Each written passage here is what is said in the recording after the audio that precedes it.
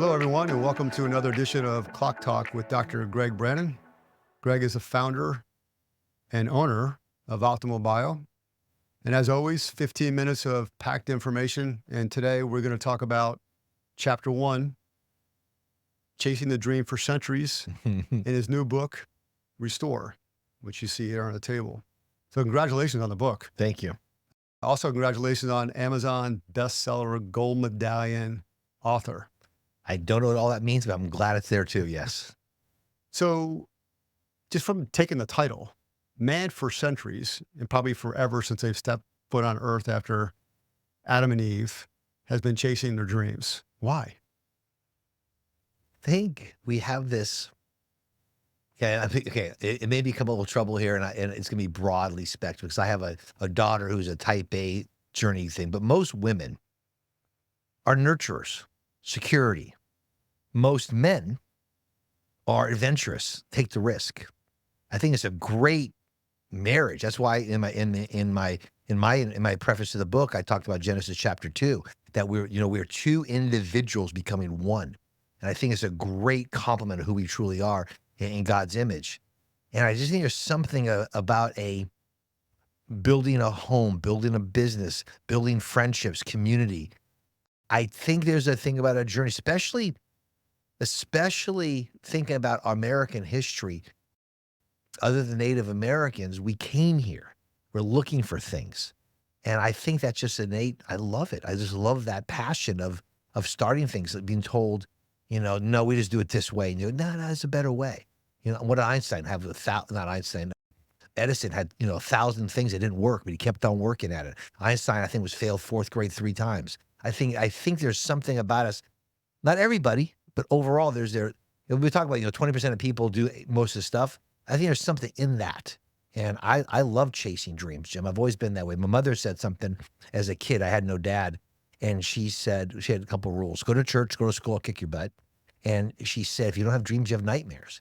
And I just think it's exciting, especially where we've been born, how blessed we are in this country, that we could anybody could almost do anything in this country if you work hard. It sounds crazy and trite, but I believe it, Jim. I believe in that Americana.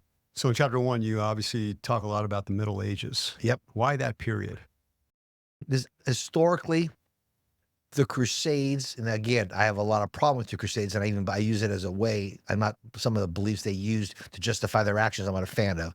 But the idea of what they were using this journey, we'll say the mythology of King Arthur, of Lancelot, doing things together, being these episodes, and the big one, they searched for the Holy Grail, and that would be the cup of Christ. And that was the whole idea of we all have that journey in our life. And it's not always like the biggest thing in the world. It may be an exam. It may be, again, getting married. It may just be surviving the next day. You're going through chemo. You're going through treatment. You're going through life. It's a hard day. You lost a spouse. All of us have this journey. Well, let's talk about the Holy Grail. Mm-hmm. What were they seeking at the time? Were they looking for validation that Christ did exist and that they would have eternal life, or were they looking for a better life? What? Yeah, when you look, I read a lot. I read King Arthur. I thought was probably a Roman soldier who stayed there. You look at it. There's some stories he might have been about 7 foot tall. It's a whole other story. Like Charlemagne was 8 foot tall. Think about that one. So there's a lot of stuff. I just love history. I just love history. So was some of it, and I also put in the book, some people may have used this whole idea for bad methods. Was it just to control a certain part of land? Was it to control money? I don't know. Not all that kind of stuff. Columbus was a Knights Templar to travel. There was all this, I had to get political. Was it good or was it bad? But I do believe at the core of the mythology of the whole Holy Grail was to actually look at if you could have a cup to show, it was to justify Christ's life, maybe in their sense, but to be part of history, to be part of the eternal life. I think that's part of it. Because the idea is, the mythology part of it, some religions focus on relics. I don't do that. Is something that Christ touched, that'd be pretty impressive. So I think that was for the most of it. And so, bad wise, it may have been just power, Jim, just pure human greed and power, bro, to control things. But I like the idea. Again, if you look back at the actual writings of the King Arthur and the Round Table, it was individual men from different parts of the world coming together to do certain things and to do good. So that's part about that. And as they're searching for the Holy Grail. Is there an analogy with BHRT? Yeah, I really do believe so. People are trying to be healthier or live forever. Or live forever is not my goal, but to be healthier and live longer. And I think the Holy Grail in this whole, I was trying to think of here's the thing is when you and I were talking about this book and I was thinking like idea, I almost wanted an encyclopedia. Here's the hormones, here's the science, here it is. But who's going to read this? And a nerd like me, maybe, or science people going to read that? I want that. And that's in the book. But how can I catch us to come together with this story, a narrative of a man's life? I have a whole thing on the ugly duckling, how women in their earlier stages may, in the adolescent age, be a little gawky for a while, but then become this beautiful swan. That's the idea of life journey. It's not everything's easy. Everything's not just simple. It's complex. Life is complex. And that's why I want to put a little narrative, basically a boy's story and a woman's story. I talk about later on in the book in the chapter called "It's More Than Testosterone." Let's stick with one. Yeah. But the whole idea of a cub becoming a lion, and that's my whole thing, Jim. Is that I think we have this stuff, but the problem with it is like Ponce de Leon and this kind of stuff. Was he a charlatan or used things? I don't know that part of the history part. I don't want to get into that part. But he wanted to find something to be healthier, longer. So do I. Healthier, longer. God stops the heart. When that ends, I don't want to just be existing. I want to live. I believe existence is not living life. I want you to live life as long as we can. Average life expectancy back then? Okay, there's things you think we always died earlier. If you made it through certain times, George Washington was older. Franklin lived to his 80s. It was the first, if you survived infanthood, okay, then you got a chance to live longer, right? And again, what killed us though was disease and dirty water. So, but if you didn't have that, you had longer periods of times of being healthy, according to this great book called The 100-Year Lie on the data they had back as far as they can go back. Because again, diabetes was not as prevalent, cancer was not as prevalent. I still think we did the same thing. Cardiovascular disease is the final one, but inflammation was still there. I think we're accelerating aging, anti-Holy Grail, by the speed in which we have inflammation. The average male back then, testosterone levels above 1,000? Oh, Jim. The data I use right now for our company, there was a study done in the 40s. It was on Army recruits, and their levels between 900 and 1,400. So that's the one I use. And women, when I was in school, my professor said anything over 200 would be considered high. Okay? But I found some data to show Dr. Donovich, who in his book, he did a huge study of about 10,000 women, and he showed that he had 1.2 million placements of pellets with a less than 1% complication rate. But his data with women, he found 297 to be the median of happiness. There's a score called, it's called the ZIG test, ZIG test, Berlin test. It's on satisfaction and how you feel in men and women. And women have almost 100% feeling better on bioidentical hormones. Interesting, men were 22% using injections, almost 100% using pellets. Why is that? Because they absorb the actual, we can spend time on that chapter, but it's the route of administration. When you have shots, the first off is they're not bioidentical. There's 3 classes of synthetics. Class 1 an ester, class 2 a 19 or testosterone, and size 3 a 17 alkylation. The last you could take orally. They're not made the same structure as our testosterone. There's a different structure. People will say that the shot is bioidentical because when you cleave off the ester, it is. But you still cleave off the ester, which is not. And the blood levels are up and down. When the blood levels are up and down, the enzyme called aromatase that merges to estrogen is not in sync with the level. So you're not getting a steady state. Nothing does that better than pellets. Interesting. Okay, back to chapter 1. So obviously childbirth was an issue back then too, right? So you had high mortality in that area as well. But is the average person 5 foot, 5'3", 5'4"? Women, male is actually interesting.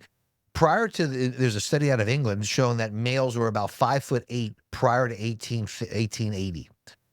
After 1880 to 1910, to actually get in the army, they actually lowered the standard to 5'3" because they had less men at the 5'7" range. So Washington was 6 foot. So they're bigger men, obviously. Again, I told Charlemagne was 8 foot. King Arthur may have been 7 foot. So I don't know, Jim, about that. But the overall, man, it all comes down to nutrition. And you looked at when the Irish immigrants came to America, they were bigger and stronger in America than in Ireland. Well, Ireland had the famine, and they came over here. They're eating their meat. The biggest meat was wild boar, pig, Mhm. and you grew your vegetables. Mhm. So I wish I could actually quote the actual where that paper came. I think it was from Cambridge that looked at that 20-year time before it was 1850 to 1880 versus 1880 to 1910. But a lot of these folks back then too, they were more hunters than they were farmers. Yes. So then things were seasonal too. If you lived in a northern climate, for example, it's pretty tough to hunt in the wintertime. Right. And that's the idea of you ate when you can eat and you fasted when you had to fast, and our body adapt. You have Peter Attia's book, Outlive, talks about that. Mark Sisson's book called 2 Meals a Day talks about that. Jason Fung's book, Obesity talks about that. We live in societies of fasting and feasting, And our body is built for that, Jim. That's a holy grail. A holy grail is where you're fuel adaptive. When you have sugar, you use the sugar properly. When you have fat, you have the fat properly. Protein's the last source because protein is a substrate to build bones, heart, muscle, enzymes. Men and women married a lot earlier then Kids earlier. because the life expectancy wasn't as long. They needed kids to help in the family. They needed them to hunt. They needed them to work. And Kids weren't like they are today, where you hug them and love them forever. Back then, you loved them, but they were your pension plan. They had to help you, right? There was a pension plan. And right. And again, that built society, built family. You think back, there's a great movie. I'm gonna get way off the topic here, but called Avalon. And it shows immigrants coming from Europe. It was in Baltimore. And they show them, when they all come over, the uncles, the brother, all together in the same apartment, the same house. And then the next generation, they have their own little house. And you see it, but they're always the part of the community. And then you saw them start to separate. And there's something about being together that I just love. And myself, I had a grandma and grandfather, but no father.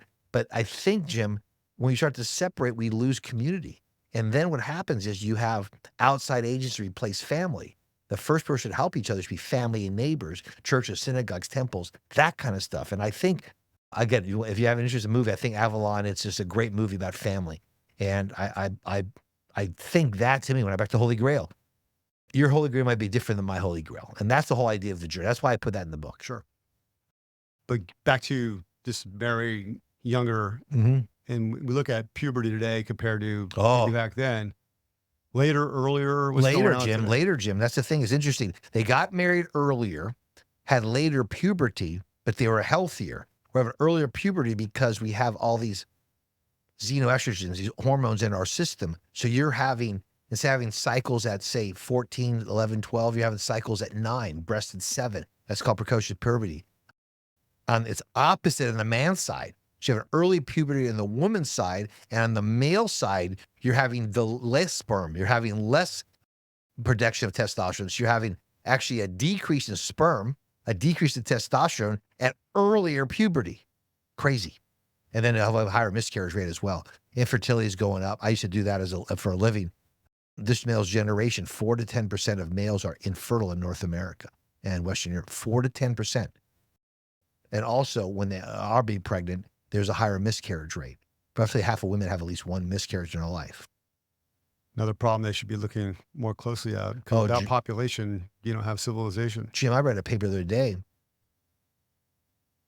Iodine, 200 times higher than they recommend today because we used to eat that much iodine. IQ is between 20 and 30 points higher if the mom's on iodine. Vitamin D levels, testosterone levels, these help decrease miscarriage rate because it supports the placenta.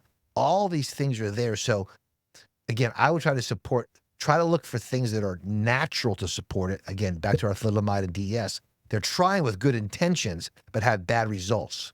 So, and we can talk about how much plastics in the environment, how many herbicides and pesticides. Again, I want to get very, very clear here. We're not trying to hurt society. It's not on purpose, but there's repercussions to this because nothing in our body works in isolation. What's the primary takeaway in chapter 1 for the reader? What do you want them to You have a get? journey.